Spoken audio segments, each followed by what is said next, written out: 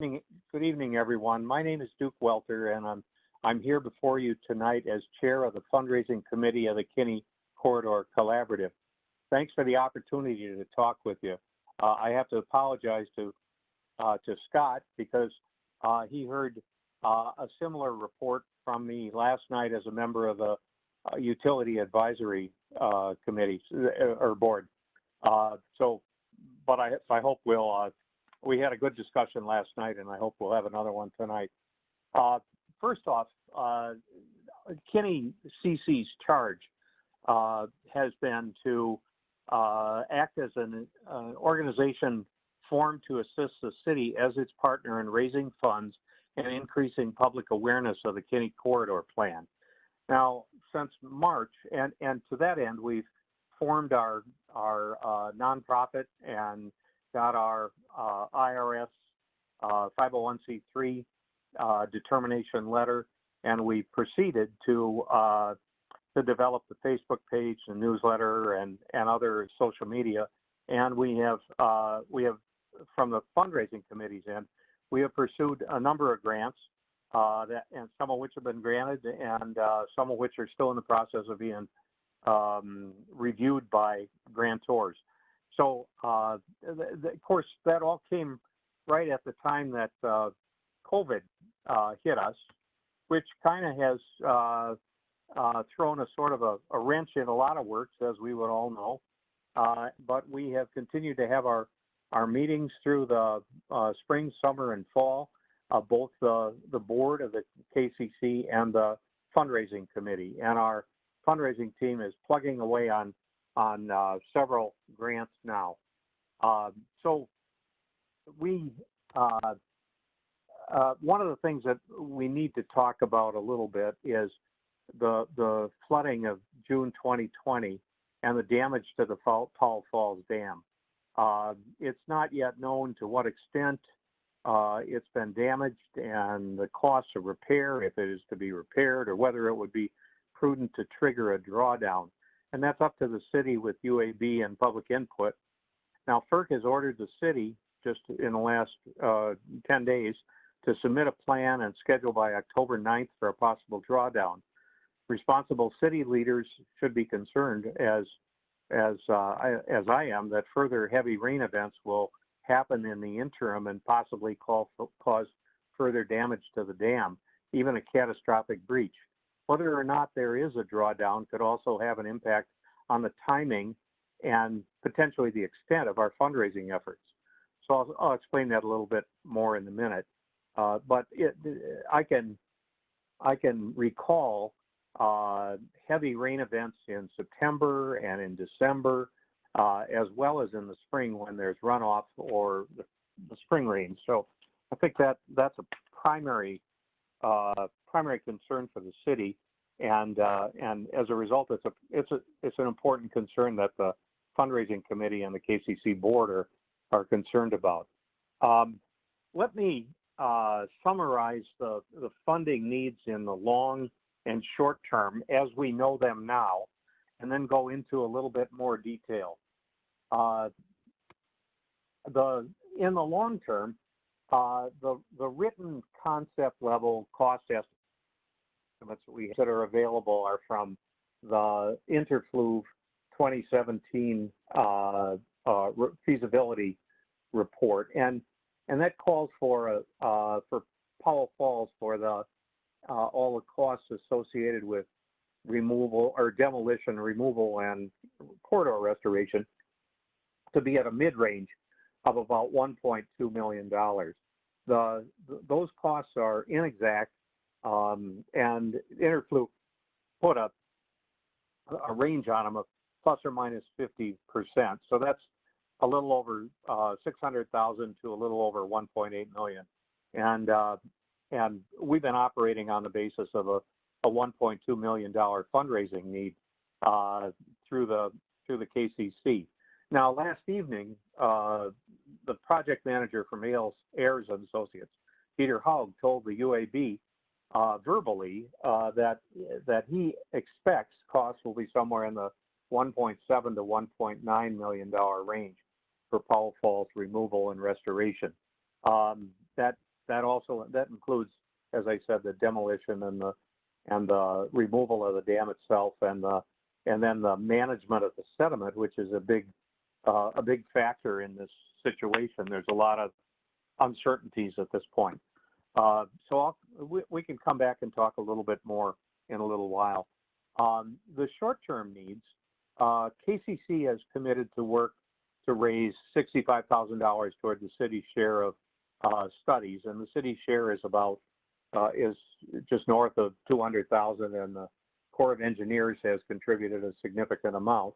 But we're working to raise that $65,000 now, and we're also on the public education front. We're working to provide information about other dam removals and about what this process could include. To that end, we're pursuing to both ends. We're pursuing grants at this time, and we'll keep you posted on that. We obtained a Wisconsin DNR river planning grant that would help fund informational materials to present to the city and its leaders, you folks, and residents about other comparable dam removals in other parts of the Wisconsin, and we're working on that at this time. That's a picture of the Colfax dam removal on 18 Mile Creek, which was about a 15-foot dam removal, and then the sediment management for that created a new village park and restored a trout stream which flows into Colfax from the east and then beyond the dam site into the Red Cedar River. Baraboo is another really good example of an urban dam removal where they removed 4 dam removals, a couple of which were also power generating dams, and they've had a transformational impact on that city that is still going on. And we intend to present in this public information interviews with city leaders and business people and folks that use that corridor to talk about how it's changed the view of the river from the point of view of different groups in the city. We'll also hopefully have some drone footage of these sites, and also from the Ward Paper Mill Dam in Merrill, which was similarly removed and is now a delightful city park.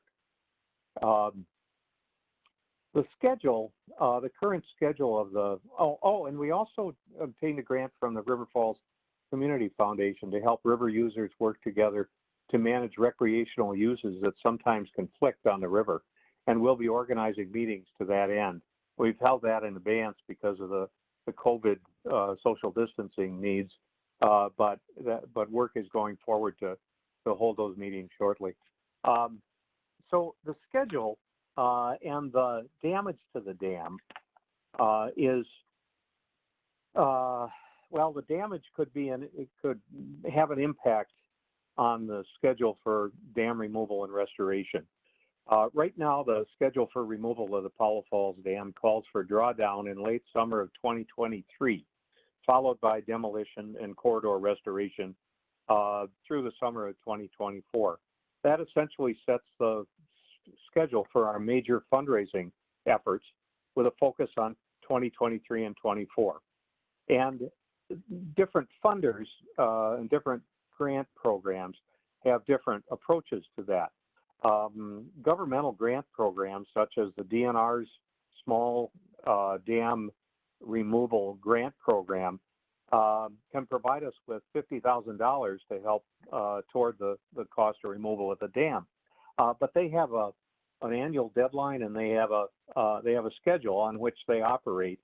And if it's possible for us to move this forward from 2023-24 to an earlier time with a drawdown and the ability to dry out those sediments, well, that would put us into an earlier grant cycle. And a lot of government grant programs are like that, whether you're going to the National Fish and Wildlife Foundation or the Fish and Wildlife Service or a couple others that we're in contact with.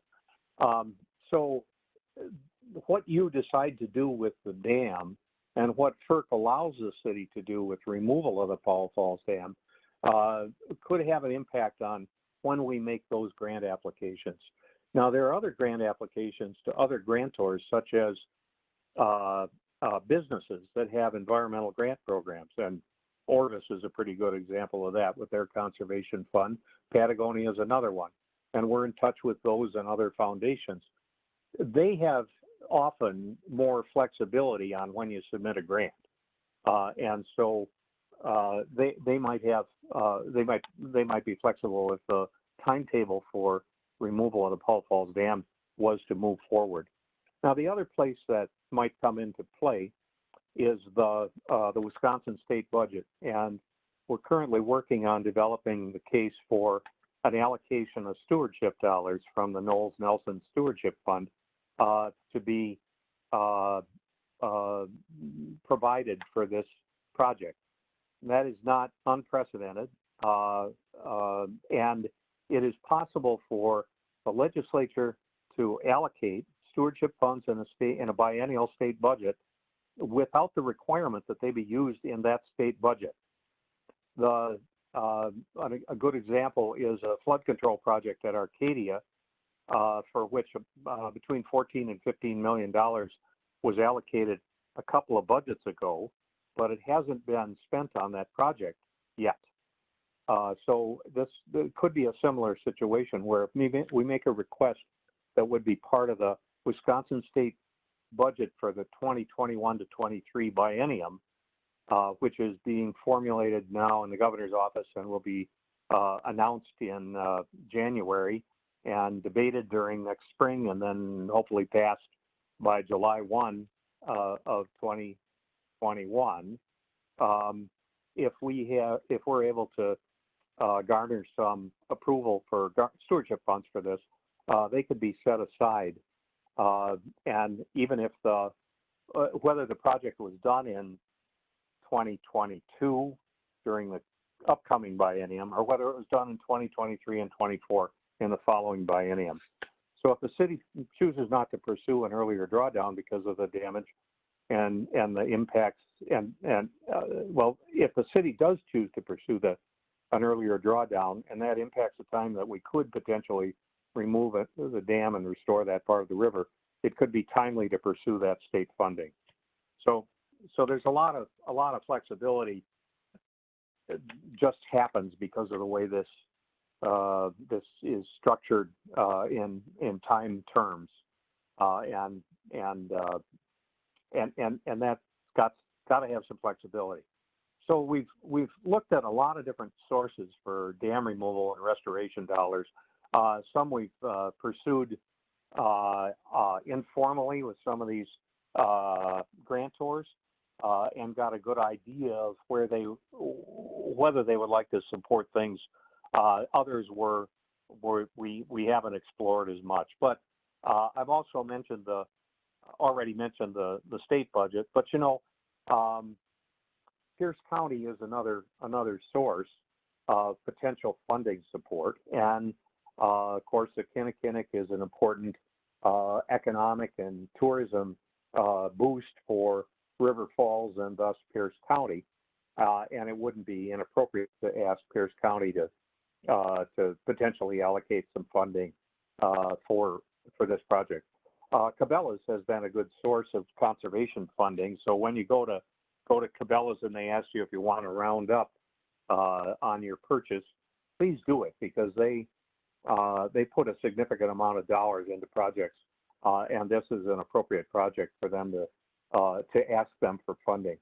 I've already mentioned the Wisconsin Department of Natural Resources and the stewardship program, which is administered there, but there are several different sub-grant programs in the DNR that have potential help for things like trail development and that sort of thing. Also, groups like Patagonia and Winona, outdoor businesses that rely on outdoors people, we're in touch with them, and hopefully they'll be supportive. I'd like to see support from civic groups in River Falls, and part of our fundraising effort includes people that their charge is to go out and talk with those groups as we get more of this public information ready. we get closer to the time when the funding will be helpful. So you can expect that that's going to happen with the local civic groups. Individual donors are an important part of this. I put Bill Gates in there just because everybody asks Bill Gates for gazillions of dollars, and all we'd be asking for him is pocket change. But there are other people around the country who are in a position to help provide that sort of thing. The Fish America Foundation has been a really good supporter of healthy rivers, and my conversation with them was, we're going to have a bunch of studies and things that are preliminary to the main project. We'd like to ask you if it's appropriate to make a funding request to Fish America Foundation for the preliminary stuff, and then another larger one for the dam removal. And they said, not so much for the preliminary studies, but when you're getting set to do the dam removal, we're going to be really excited about that. So that's a kind of, how would you say it, scoping conversation that you often have with a potential funder. And there are a couple others I haven't mentioned. One of the really good supporters of dam removals around the country have been tribes in those areas, and I'll talk a little bit more about that in a second. In connection with Trout Unlimited, I'm sure that you want to hear what interest TU has in this, because TU has been involved in the development of the Kinney Corridor Plan and the civic discussion. So let me go at it from the point of view of how Trout Unlimited is being asked to support this. Your local chapter is one of the best chapters in TU, in my opinion. And I spent 10 years on the Board of Trustees, and I reviewed status reports for 400 chapters. So I got a sense of what their capacities are. And the Kayaptuish chapter has been concerned about the KinniCC forever, and since the 70s when it was formed, and they have endorsed the project and pledged their resources to help support the dam removal project and the river restoration. And they have asked Trout Unlimited at the state level, where we have 6,000 members and 21 chapters, to also endorse the project, and that's been done. And also the Regional Restoration Group, the Driftless Area Restoration Effort, has also endorsed that. The request now is going to the National Leadership Council of Trout Unlimited, which will be acting on it in the next month, to make it a national priority and part of the national conservation agenda. That would mean it would allow us to use TU's development staff and to ask supporters for individual or corporate and philanthropic support of this project. Now, that's not unprecedented. TU is a key partner in the Penobscot Restoration Program, which opened up 4 dams and about 1,500 miles of that river to fish migration, and the response of the ocean-going fish that need fresh water has been pretty astonishing. But that was a multi-year project, and it was somewhere in the neighborhood of $100 million that was raised through various sources. The TU was also heavily involved in the Elwha Dam's removal in the state of Washington in the Olympic Peninsula. That took 15 years to get 2 key dams removed that have really resulted in a significant amount of salmon run restoration. And that's now been completed, and it's considered to be significant success for that Puget Sound ecosystem.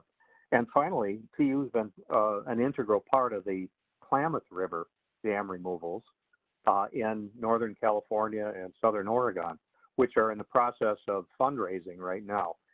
It's interesting to note that tribes have been crucially involved in all of those major projects.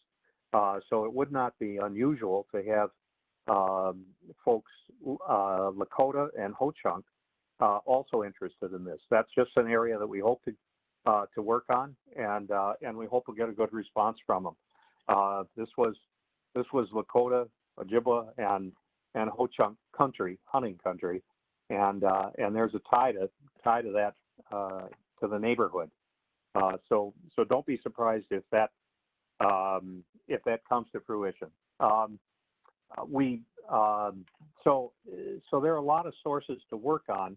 We're trying to juggle the schedule and juggle our needs and juggle the funding program, the funding deadlines and those sorts of things, and get all these things worked on. Currently, we're developing grant applications to Bass Pro Shops, Cabela's, Patagonia, and the Wisconsin DNR for the 2021 river grant. Those will all be submitted within the next month or two. So we have been busy. We haven't been, how would you say it, publicly prominent about what we've been working on. But I have to give a big kudo to the members of the fundraising committee and the volunteers of the KCC board. They're a great group of people, great to work with, and everybody has this project close to their hearts. So it's been trying circumstances to try and make sure that things keep moving, but we're able to do that. I think I'm looking forward to the success of this fundraising effort and the project itself. So working together for the good of the river and the good of the city, I'm confident that we'll get to where we need to go. So that's all I have to report. I'd just like to thank you for the time, and I'd invite any questions that you have. And Judy Babcock, the chair of our board, and our spark plug is also on board. She may be able to answer some questions that I can't. Okay. Mr. Mayor? Yep, go ahead, Mr. Gagne. Hey, Duke, I thank you for your great presentation. Excuse me. Great presentation. You've really provided a lot of great updates to us and given us great confidence in where we're moving towards. You guys do a lot of work behind the scenes that doesn't get recognized, and we appreciate you. I think you're carrying out that charge, and I'm excited as one council member to see where you're going to take this.